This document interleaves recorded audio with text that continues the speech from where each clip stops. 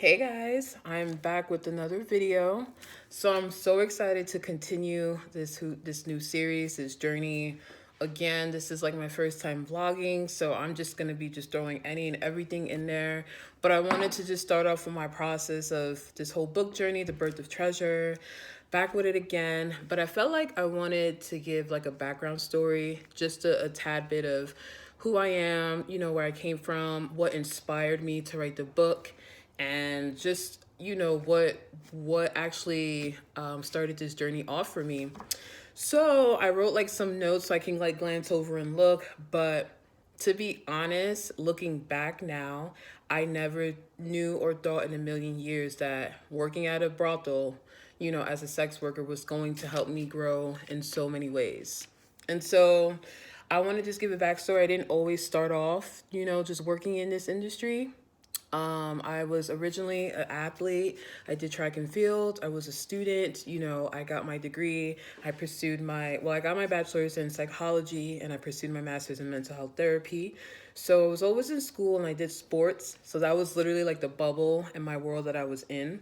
I did that up until maybe like 24, 25. And then around 2020, that's when the original Olympic trials and the trial games were being held. So I remember around that time, I had received an invitation for the Olympic trial games. So, I was still training. It was very, very difficult because expenses were super high. I had to take care of like my personal expenses and also like the track and field expenses. So, like personal rent, bills, utilities, things like that. And then as for track and field, it was a lot of like paying for the coaching, training facilities, monthly payments for that. If you have to go see a doctor, if you're hurt or anything like that, so like rehab, you actually have to pay for your equipment, your clothing, your gear, to travel to and from the competition site, Ubers, things like that, hotels, so all of those things, took a toll. And so leading up to COVID, it was super stressful. And then COVID happened. And that was one for me personally. I was just like, I don't want to do this anymore. I hate being super broke. I just don't like how things just suck. I can't get my freaking nails done. I hated it. So, now at that point, I was like, you know what? I'm going to turn over a new leaf. I've just been doing track and field and I've been doing sports and just going to school. That's been my life. I have no social life, nothing else going for me, not dating, no nothing. So, it was just the perfect time to hit that reset button. So I was always interested in moving to the West Coast. So I just moved out to the West and I moved to Cali and it was just like crazy.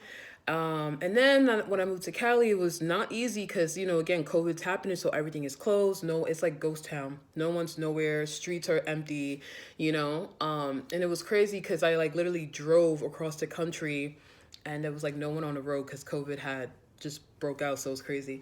But anyway, so, now I'm in Cali and, I'm looking for a job.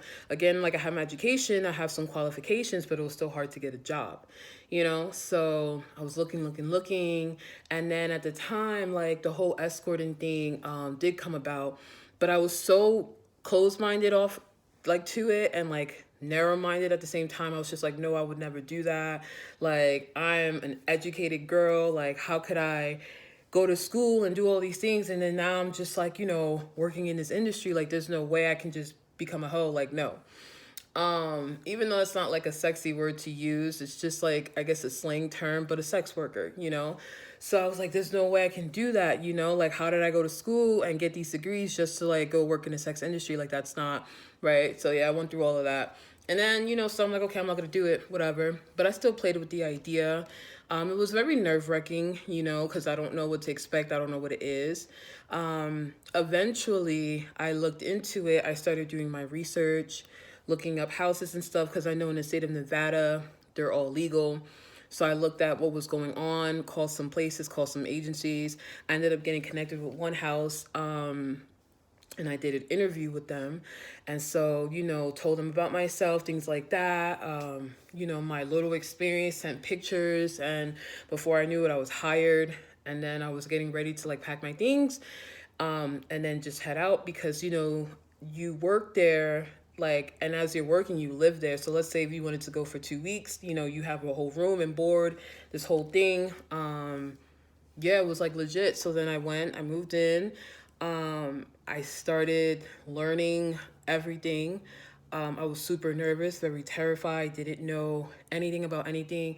And then anyone that, you know, only I guess personal people who know me personally would know this. But in my personal life, I'm very reserved and I'm like actually a little bit shy when it comes to guys. And I don't know, I've always just been focused on me and just like, you know, I want to work hard, I want to get the things that I want. And yeah, so like it was literally going from 0 to 100 like super quick, from like not really being around guys to like they're everywhere, you know. So I did super hard to just like, you know, sell like my massage specials and things like that. So that was like, you know, that was like one of the things that I used as a tool to like, you know, to avoid like other types of services, you know. And then as I got more comfortable and I got more open, and that's when I was like, okay, you know, getting introduced to more things.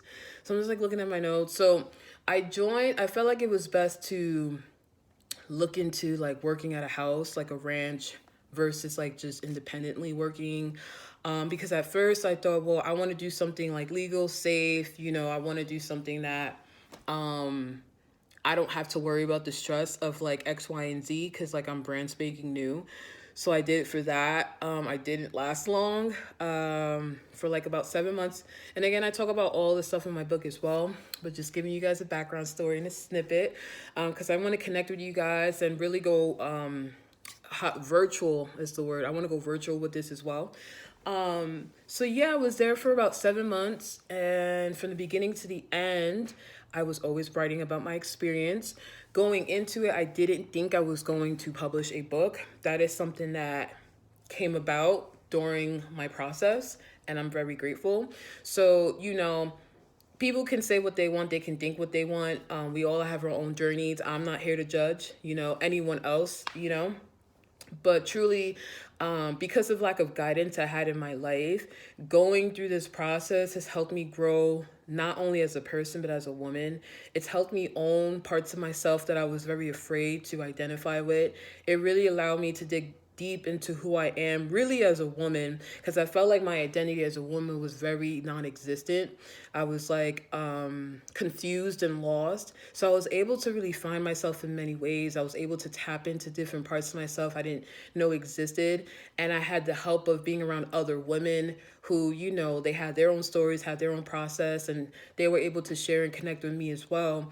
So it was a very growing experience, to be honest. And that was what really inspired me to write the book, you know, because I wanted to talk about like, wow, yes, this experience may seem taboo. Yes, this experience is like unconventional, but yet it was the very thing that helped me like sprout, find my roots, you know. And even though I've realized for myself that that lifestyle really isn't for me, I still want to like, I don't know, put it out there that we all have our own stories, we all have our own journeys, and whether it's traditional or non-traditional, it's okay.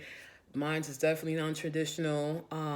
You know, the universe always sends people into my life to help me when it's the next season that I'm going into, whether it be a mentor, a coach, a friend, or even institutions, communities. And in this case, this was definitely an experience, and yeah, it inspired me to write the book. I'm thankful because why I discovered my purpose as a writer, as an author, you know, it's inspired me. I'm working on my second book right now. So, you know, it's opening new doors and revenues. So, you know, I titled it The Birth of Treasure because it's the beginning of my new life. Like I hit that reset button almost 2 years ago, and here I am starting a new journey. So, you know, stepping stones, getting stronger, growing in wisdom, faith, and love, everything. So, you know, I just want to share that with you guys. And I'm continuing to look forward to sharing more stories. I want to just like delve into the book a little bit. Maybe you guys have some questions or things like that. I'm more than happy to answer them. I have my email and stuff like that, so you guys can reach me as well. and I'm super excited. So stay tuned and we'll talk about it next time.